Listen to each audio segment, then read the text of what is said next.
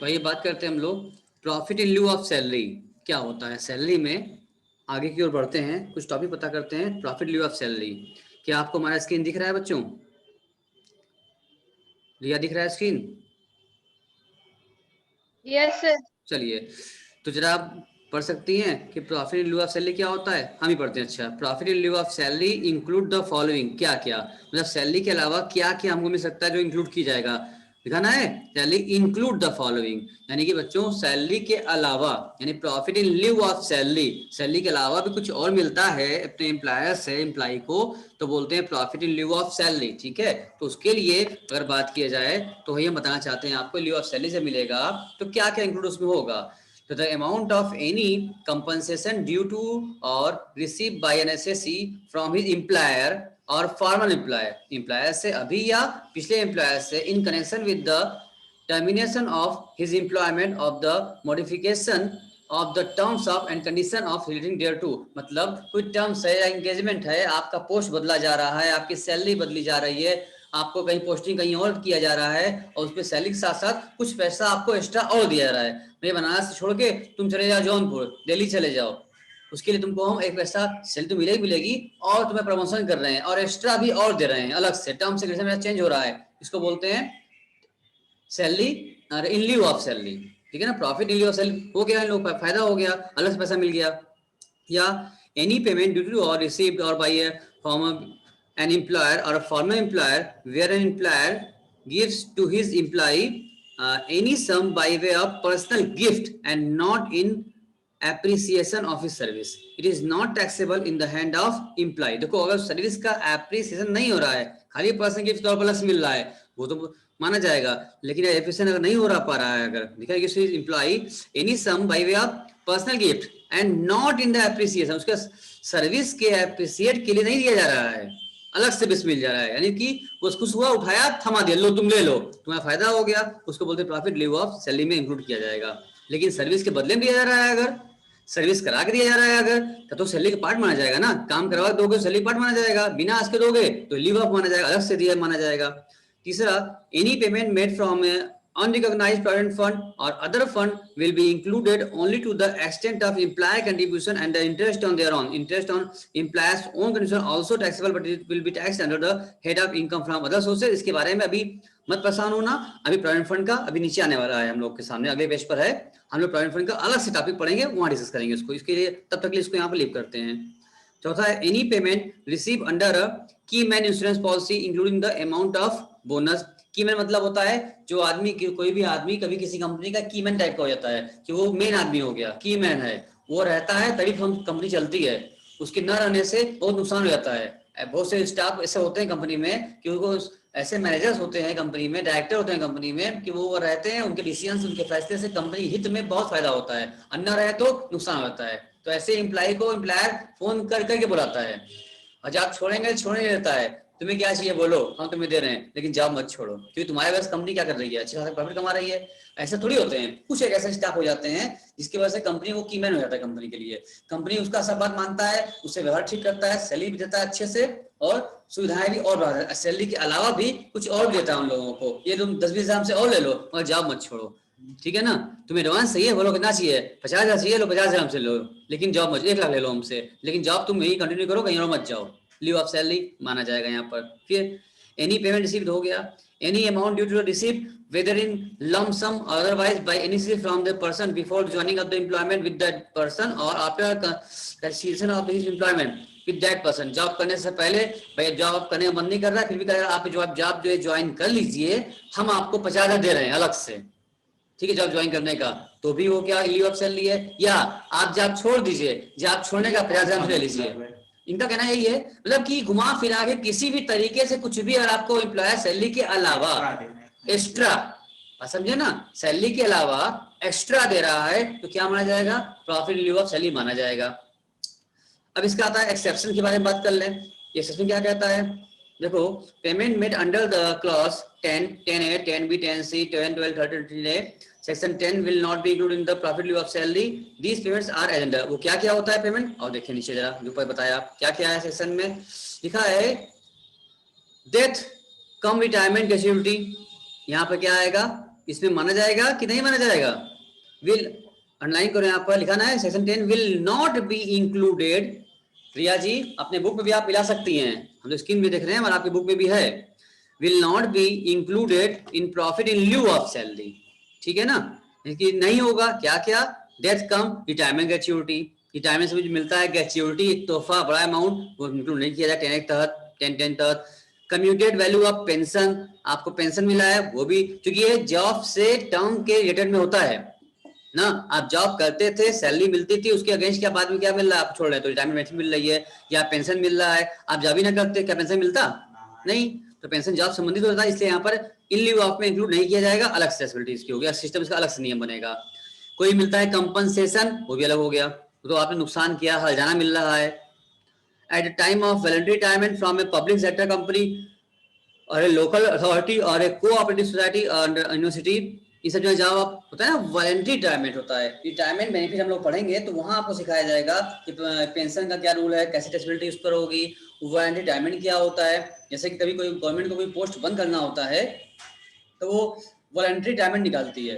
भाई किसी भी आपने सेंट्रल गवर्नमेंट एम्प्लॉई है या स्टेट गवर्नमेंट एम्प्लॉई है, गवर्नमेंट एम्प्लॉय कहने का मतलब है, तो आप एक बार उसका जॉब लग गया अगर, तो वो जॉब लाइफ टाइम लग जाता है।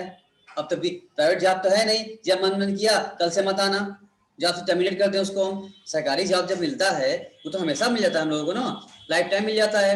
अब जब तक रिटायर नहीं होगा तब तक वो जॉब करेगा हमारे यहाँ, परमानेंट तक का जॉब ले लेते हैं उसको हम। अब वो 40 साल का उसका एज बचा है अभी और 60 साल में रिटायर होगा, वो 20 साल बचा है अभी। अब वो जॉब, वो उसका पोस्ट बंद करना है, गवर्नमेंट को हटाना है, तो भैया उसको सेट नहीं करना है, कुछ कम करना है, तो बोलता है भैया आप लोगों में से कौन कौन स्वेच्छा से जाएगा, क्योंकि अपने मन से भगा सकते नहीं है जॉब को, उसको टर्मिनेट कर सकते नहीं है, ठीक है। इस सिचुएशन में एक स्कीम आती है वो वीआरएस की, वॉलंटरी रिटायरमेंट स्कीम, इसको बोलते हैं वीआरएस। मतलब ये ऑफर होता है एम्प्लॉय लोगों को, भैया आप लोग अगर 20 साल का जॉब बचा हुआ है, मगर आप चाहें तो अपनी स्वेच्छा से साइन करके डॉक्यूमेंट पर आप जॉब लीव कर सकते हैं, छोड़ सकते हैं, छोड़ के जा सकते हैं अपनी स्वेच्छा से, हम नहीं भगा रहे हैं आपको। आप अप्लाई करिए कि हम क्या कर रहे हैं, अपनी स्वेच्छा से, वॉलंटरी स्वेच्छा से, अपनी स्वेच्छा स्वयं आसानी से, हाँ हम आप जॉब को लीव कर रहे हैं, जॉब छोड़ के जा रहे हैं। तो क्या कोई एम्प्लॉय जॉब छोड़ के जाएगा? बड़ी मुश्किल से उसको जॉब मिला है, क्या वो जॉब छोड़ के जाएगा? नहीं जाएगा। तो उसमें कहा जाएगा अब विपुल भैया आप जॉब छोड़ जाइए, आपको मिलेगा 50 लाख रुपए। अब बोलो कौन कौन जॉब छोड़ने तैयार है? अब तो क्या करेंगे, बहुत तैयार हो जाएंगे। मतलब 50 एम्प्लॉय हैं, उसमें से उनको 20 एम्प्लॉय को भगाना है, हटाना है, खुद सरा सकते नहीं है, वीआरएस स्कीम लगा देंगे, भैया आप 50 में से हम नहीं जानते, अब आप डिसाइड जिसको इसको भी ये स्कीम में अच्छा लगता हो कि अगर जॉब करेंगे 60 साल तक सैलरी मिलती जाएगी, 60 साल मिलेगी आपको, अभी आप जॉब छोड़ दीजिए, हम आपको क्या करेंगे 50 लाख रुपया अभी दे देंगे आपको, 20 लाख रुपया 25 लाख जो भी अभी दे देंगे आपको, और जॉब कैंसिल हो गया आपका, खत्म, सरेंडर कर दीजिए, आप जॉब छोड़िए, ये 20 लाख पकड़िए जाइए, और कोई क्लेम नहीं, सब कुछ खत्म, आपको जॉब नहीं मिला था, इसका मतलब वीआरएस हो गया। वॉलंटरी जो 60 साल के बाद रिटायर होते हैं वो अभी ले लो रिटायरमेंट, तो भी तो नहीं छोड़ेंगे, बहुत आ जाते हैं, बहुत छोड़ देते हैं, सोचते हैं भाई 50 लाख 20 लाख एक ह्यूज अमाउंट मिल जा रहा है हमको। हाँ, और तो ये कि हमारा 20 साल तक तो हमको रहना है, 20 साल अपना यूज कर लेंगे, 50 साल वो सोचते हैं भाई 20 साल तक क्या है, हमको जॉब करना पड़ेगा, 20 साल जॉब करके जो कमाना है, ठीक है, 20-25 लाख अभी मिल जा रहा है और जॉब में आना भी नहीं रहेगा, इकट्ठा अमाउंट मिल गया, उससे कहीं कोई बिजनेस शुरू कर लेंगे, बात समझ रहे हो, इन्वेस्टमेंट कहीं कर लेंगे और जॉब भी नहीं करना पड़ेगा, तो बहुत तैयार जाते हैं। तो स्कीम के साथ पैसा मिलता है ना, वो क्या होगा, इसमें इंक्लूड नहीं होगा, वो लीव ऑफ सैलरी नहीं है, इनका कहना मतलब वो लीव ऑफ सैलरी नहीं है। और इसका टैक्सेबिलिटी क्या होता है अलग से वहां सिखाया जाएगा आपको, वीआरएस का अलग से रूल्स है, रिटायरमेंट बेनिफिट चैप्टर पढ़ेंगे तो वहां हम सिखाएंगे आपको, इसके टर्म्स एंड कंडीशन यहाँ अलग से उसके होते हैं। पैसा भी दे, उस पे भी टैक्स, हाँ, अरे पैसा मिला टैक्स दोगे तुम, जबरी दी है ना, ये तो एम्प्लॉयर ने स्कीम निकाला था ना, आईटी डिपार्टमेंट तो टैक्स लेगा ही लेगा, इनकम टैक्स डिपार्टमेंट, ठीक है, मगर इसको लीव ऑफ सैलरी नहीं माना जाएगा। आगे फिर क्या कहता है उसके बाद आपका, आप कह रहा है फिर कहाँ गया, पेमेंट ऑफ दिया है स्टैट्यूटरी प्रोविडेंट फंड, इस प्रोविडेंट फंड का जो है कितने टाइप्स के होते हैं, स्टैट्यूटरी, रिकॉग्नाइज, अनरिकॉग्नाइज, ये इसके नीचे जस्ट अभी देखो सामने आ रहा है, यहाँ बताएंगे आपको, आप चिंता मत कीजिएगा। और फिर क्या है, payment from approved super fund नीचे आएगा। हाउस अलाउंसेस आप जानते हैं सारे, तो सैलरी पार्ट है, ये सैलरी इंक्लूड होता ही होता है, आप फ्लेक्सिबिलिटी करते हैं, आप सीख चुके हैं। यानी कि मेन बात था कि profit in lieu of salary मतलब सैलरी के अलावा अलग से एक्स्ट्रा जो मिल जाता है उसको बोलते हैं profit in lieu of salary, वो भी टैक्सेबल तो होगी। आइए अब हम बात कर रहे थे थोड़ा सा प्रोविडेंट फंड की। सर इसमें ये तो नहीं बताया ना कि कितना परसेंट या किस हिसाब से उसको देंगे, क्या चीज? ये बताया कि अगर यहाँ होगा तब देंगे, यहाँ होगा तो नहीं देंगे, पर ये तो बताया ही नहीं कि इसमें जितना अमाउंट मिलेगा टैक्सेबल होगा। तो कितना परसेंट होगा? परसेंट नहीं, amount, leave of salary amount. हाँ पूरा हाँ टैक्सेबल हो जाएगा। हाँ, मिला है, फायदा हुआ है ना, चलो टैक्स दो। आगे बढ़ो, अब बात करते हैं हम लोग प्रोविडेंट फंड की। प्रोविडेंट फंड की अगर बात करें तो नाम तो तुम्हें सुना ही होगा प्रोविडेंट फंड का, कि सिस्टम होता है कि अपने एम्प्लॉय लोग का, हर एम्प्लॉय क्या करता है, प्रोविडेंट फंड बनाता है। क्या इसमें मेरा नहीं आ रहा है क्या? मेरा फिर हाँ तो रहा है ना, मेरा भी तो आ रहा है। चलो, तो एम्प्लॉयर जो है हमें क्या करता है, कहाँ गया बिल्कुल, हाँ याद तो है, ठीक है। तो पैसा कटता है फंड का, एम्प्लॉयर भी जमा करता है और एम्प्लॉय के इसमें से भी पैसा कटता है, दोनों का जमा होता है 12% के हिसाब से, एक नॉर्मल बता रहे अमाउंट। और रिटायरमेंट जब होता है एम्प्लॉय का तो पूरा पैसा एम्प्लॉय मिल जाता है ना। एक सिस्टम होता है प्रोविडेंट फंड का, फ्यूचर के लिए होता है ये। तो the word provident fund means to provide the future, वो आ गया पहले बोल दिया, future, for the future, hence the fund is to provide for the future. This fund is created by the amount deducted from the salary of the employee every month at a certain rate and the employer also makes his own contribution. मतलब दो होता है, employer भी करेगा, employ भी करेगा, दोनों लोग मिलकर जमा करेंगे फंड में और मिलेगा किसको बाद में, पूरा पूरा दोनों हिस्सा ब्याज सहित एम्प्लॉय मिल जाएगा, ठीक है ना। Where an employee retired from his service, he received his amount lump sum along with interest. देखो जो बोले हैं वो इसमें लिखा हुआ है, तो पैसा बाद में उसको मिल जाता है। अगला क्या आ रहा है, एंड फिर कह रहा है एंड इज द क्या है, great help to him at the time, उसके बहुत बड़ा काम होता है भाई। पीएफ का पैसा थोड़ा थोड़ा थोड़ा कटता जाता है, जैसे देखो हमारे भी क्या है, हमारे स्कूल में भी सिस्टम है, हमारा भी पीएफ खुद कटता है। जिस स्कूल में हम पढ़ाते हैं तो हमारे, हालांकि इंटरमीडिएट स्कूल है, 12 बच्चों को पढ़ाते हैं, 11-12 वालों को, तो वहां भी स्कूल जो सैलरी हमको मिलती है उसमें मेरा पीएफ कट रहा है, 3 साल हुआ, 3 साल से मेरा पीएफ सर वहाँ प्रिंसिपलों काट के जमा हो रहा है, तो मेरा पासबुक बकायदे बना हुआ है, पीएफ डिपार्टमेंट से हमको मिलता है, तो मेरा कंट्रीब्यूशन और उनका कंट्रीब्यूशन दोनों लोग का मिला के 12% जितनी मेरी सैलरी है, मेरे सैलरी का 12% मेरे सैलरी से काट के और एम्प्लॉयर अपने ओर से भी 12% मिला के 24% सैलरी का मेरा पीएफ में कंट्रीब्यूट हो रहा है हर महीने। हाँ, तो हर महीने हो रहा है, ठीक है। इसका मतलब क्या हुआ, अब अभी तो लगता है भाई मेरा सैलरी में कट के मिल रहा है 12% पीएफ में जा रहा है, लेकिन एम्प्लॉयर का भी जमा हो रहा है, 12% जमा हो रहा है ना उसमें। लेकिन जब बाद में अभी 3 साल हुआ, कुछ अमाउंट इकट्ठा हो गया, ठीक है ना, पता ही चला हमको 3 साल हो गया, 30-35 से 1000 से ऊपर इकट्ठा मेरा हो चुका है, हो सकता है 40,000 भी हो गया, अभी बैलेंस चेक नहीं किया अभी हमने अपना, तो 30-40,000 रुपए हमारा क्या हो गया 3 सालों में वहां पर जमा हो चुका है, ठीक है। अब सोचो जब 50-60 साल का आदमी रिटायर होगा, 60 साल के बाद रिटायरमेंट के बाद वो फुटका अमाउंट पीएफ के रूप में कितना जमा हो चुका रहेगा, अब प्लस उसमें हर साल 8% का ब्याज भी मिलता है पीएफ पर, तो इंटरेस्ट भी मिल रहा है उसके ऊपर जो पैसा जमा हो रहा है हमारा, एक तरीके से रिकरिंग में डिपॉजिट में हो गया है। रिटायरमेंट जब होगा हमको उस समय इन लैक्स में लाखों पैसा मिलेगा हमको, तो मेरे लिए बहुत बड़ा फायदा नहीं होगा हमको। अभी फुटका कट रहा है, पता नहीं चल रहा है, आता खर्चा हो जाता है, ऐसे कट रहा है, कोई बात नहीं, हमारा फ्यूचर सिक्योर हो रहा है, इसको बोलते हैं प्रोविडेंट फंड, हर एम्प्लॉय के लिए होता है। लिखा ना, it is a great help for him for that time, बढ़ोतरी में क्या होगा, बड़ा आराम मिलेगा आप लोगों को, ठीक है ना। तो हम भी कुछ नहीं बोले, काट लीजिए भाई, जमा करिए, इन फ्यूचर हमको काम ही देगा वो, ठीक है ना। चलो, तो और उसको बेनिफिट तभी होता है जब उसको अभी ना लिया जाए, उसको कब लिया जाए, उसको बाद में लिया जाए, ताकि बेनिफिट हमको अच्छे से मिल सके हम लोगों को, ठीक है। आइए और आगे बढ़ जाते हैं हम लोग। तो कह रहा है the amount of this fund is received by his wife and children और लीगल हैज, ठीक है, उनको मिलता है, किसको मिलता है, the amount of this fund received by his wife and children legal heirs which is a great help for them. Provident fund made funds are of 4 kind, यानी पीएफ जो है वो 4 प्रकार के होते हैं। आप जिंदा है आप ही मिल जाएगा पीएफ पैसा, और आप नहीं है तो पैसा किसको मिल जाएगा, आपके परिवार वालों को, बच्चों को, वाइफ को मिल, लीगल हेयर जो आपका उत्तराधिकारी होगा, कानूनी उत्तराधिकारी, उसको मिल जाएगा पैसा, उसको फायदा होगा, बड़ा हेल्प करेगा। और जो पीएफ होता है बेटा, ये पीएफ 4 प्रकार से होता है। एक होता है आपका statutory provident fund, recognised provident fund और अनरिकॉग्नाइज्ड प्रोविडेंट, एक होता है पब्लिक प्रोविडेंट फंड। ध्यान समझो मेरी बात को ध्यान से, जो होता है वैधानिक, जो लॉ के द्वारा, इंस्टीट्यूट के द्वारा, स्टेशनरी बना है लॉ मैंने इंस्टीट्यूट से वर्ड बना हुआ है, तो जो हमारे संविधान में लॉ ने स्पेशली तरीके से पार्लियामेंट में स्पेशल एक्ट के थ्रू कोई फंड बनाया हो, उसको बोलते हैं स्टेशनरी प्रोविडेंट फंड, ठीक है। और रिकॉग्नाइज्ड प्रोविडेंट फंड का मतलब होता है जो कि हमारे इनकम टैक्स डिपार्टमेंट ने या गवर्नमेंट ऑफ इंडिया ने या कमिश्नर ऑफ इनकम टैक्स ने उसको अप्रूव कर रखा है, उस फंड को अपना मुहर मार रखा है कि हाँ भैया इस फंड में आप जमा कर सकते हैं, इस फंड को हम रिक्रूट कर रहे हैं, रिक्रूट हम कर रहे हैं, मतलब हमें अप्रूव कर रहे हैं, मान्य है, मान्यता प्राप्त फंड कह दो, उसको बोलते हैं रिकॉग्नाइज्ड प्रोविडेंट फंड हो गया, ठीक है ना।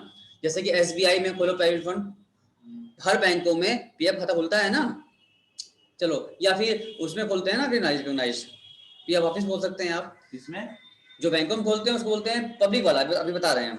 तो अगला क्या था, अनरिकॉग्नाइज्ड, ऐसे प्रोविडेंट फंड जो कि डिपार्टमेंट ने क्या रखा है, अप्रूव नहीं कर सकता है। जैसे मान लो कि आप सहारा में कोई जमा कर रहे हैं पैसा, क्या अप्रूव्ड है? रिया तुम बताओ, क्या सहारा में पैसा हम जमा करते हैं, क्या वो गवर्नमेंट ऑफ इंडिया से अप्रूव्ड है, वहां जमा करना अलाउड है? गवर्नमेंट कहती है कि हाँ भैया जमा करो, सारा भागेगा, हम आपको पूरा गारंटी देते हैं, पेमेंट हम करेंगे, बोलो रिया, हो कि नो नहीं? सर, सहारा में ऐसा थोड़ी है। नहीं है, गवर्नमेंट ऑफ इंडिया में सेबी ने साफ साफ मना कर रखा है, नोटिफिकेशन जारी कर रखा है कि सहारा में पब्लिक इन्वेस्टमेंट ना करे, और जो पब्लिक सहारा इन्वेस्टमेंट करता है वो खुद जिम्मेदार है, ये लिख के नोटिस उनका आया था नोटिफिकेशन ना, तो मतलब ये रिकॉग्नाइज्ड बिल्कुल भी नहीं है, ठीक है ना। आइए, ऐसे मान लो एलआईसी में हम लोग पैसा जमा करते हैं, तो एलआईसी में पैसा जमा करना मान्य है कि नहीं है? मान्य है ना। चलो वो सिस्टम ये सब है। एक होता है पीएफ, मतलब पीपीएफ उसको बोलते हैं, पीपीएफ पब्लिक प्रोविडेंट फंड, यानी कि जो लोग भी इम्प्लॉय हैं, जैसे हम जॉब करते हैं, स्कूल में सैलरी मिलती है, या जो लोग भी इम्प्लॉय हैं कहीं ना कहीं जॉब करते हैं, तो उनका पीएफ खुल जाता है ना। इम्प्लॉय पीएफ का जो डिपार्टमेंट है वहां पीएफ खुलता है, पीएफ डिपार्टमेंट में। लेकिन जब मान लीजिए जो बिजनेसमैन है, दुकानदार है, वो कोई इम्प्लॉय तो है नहीं, ठीक है ना, तो वो कैसे उसका पीएफ बने, उसका फ्यूचर कैसे सिक्योर्ड होगा?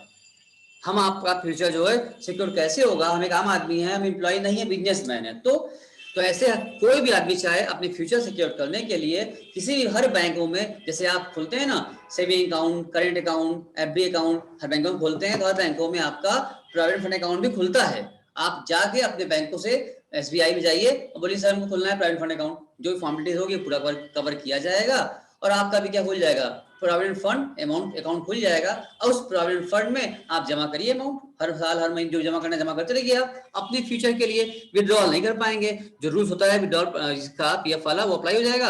अच्छा, पीएफ वाले पर इंटरेस्ट भी क्या होता है, ज्यादा होता है, ठीक है ना, क्योंकि उसका पैसा कब मिलना है आपको, बाद में 5 साल पहले कुछ बोलो मत, 5 से 4 साल बीतने दो, उसके बाद भी जब आप रिटायर होंगे, अब हमारा अपना बिजनेस, हम रिटायर तो होंगे ही नहीं, तब होंगे आप एज वाइज ना, एज वाइज रिटायर नहीं होंगे आप 60 नहीं करेंगे बिजनेस करते, आप बिजनेस करते हैं तो आप हमेशा आप जवान रहेंगे, आप रोटी कभी नहीं आएगी आपको, आप 60 साल कभी नहीं होंगे, तो उसमें निकाल सकते हैं आप, बीच में भी आप उसमें 5 साल बाद लोन ले सकते हैं। तो जैसे लॉकडाउन में ये गवर्नमेंट ने नियम निकाला था ना, जिनका आपने सुना होगा कि जिनका पीएफ है उस पीएफ में जितना अमाउंट भी जमा है उसका 75% लोग क्या करते थे, विड्रॉल कर सकते हैं, ऐसा रूल आ गया था।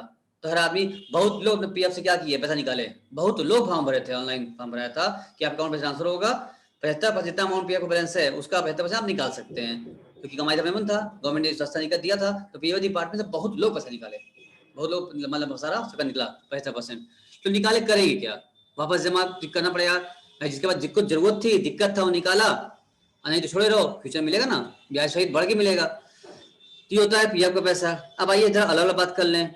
तो स्टेशनरी मतलब क्या होता है? स्टेशनरी मतलब होता है statutory provident fund, it is that provident fund to which the employee provident fund and miscellaneous provident act 1925 applies. Generally, this provident fund is maintained by government or semi-government office, like local authorities, universities, other recognized educational institutions, statutory corporation, and nationalized banks.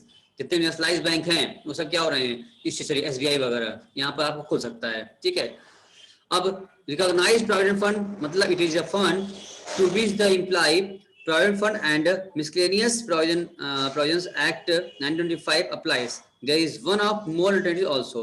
The fund which is not established under EPF Act, अच्छा, 1952 has to be expressly recognized by the Chief Commissioner of या Commissioner of Income Tax generally. हमने क्या बोला था अभी आपसे, CIT, Commissioner of Income Tax या Chief Commissioner of Income Tax क्या करेगा, फंड को maintained by scheduled banks, factors and several business houses. Thus the fund is maintained by the private sector. और इसका मतलब कि इनको क्या किया है, सीआईटी ने, कमिश्नर इनकम टैक्स ने क्या कर लिया, या चीफ कमिश्नर ने अप्रूव कर दिया इन फंडों को, तो माना जाता है रिकॉग्नाइज्ड प्रोविडेंट फंड। कोई बच्चे हमसे पूछ रहे हैं कि क्या करें, मीना बोल रही है क्या करें। अच्छा, और बाकी लोग भी बच्चे पूछ रहे हैं, मानस बोल रहे हैं कि क्या करें, और कौन बोल रहा है, बहुत बच्चे हमसे बोल रहे हैं, इसमें हमको दिख रहे हैं, ठीक है ना। ये लोग कह रहे सर इसको नोट करना है कॉपी में, इस सारी चीजों को।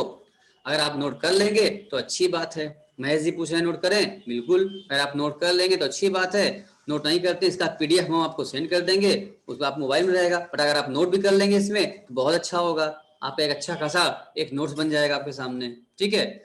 चलिए हम आगे बढ़ते हैं। तो पहले ध्यान समझ लीजिए, नोट बाद में कर लीजिएगा, फाइल रहेगा आपके पास, डोंट वरी, ठीक है ना। चलिए, तो अब क्या बताया जा रहा है आपको, unrecognized provident fund, it is that provident fund which is neither statutory nor recognized।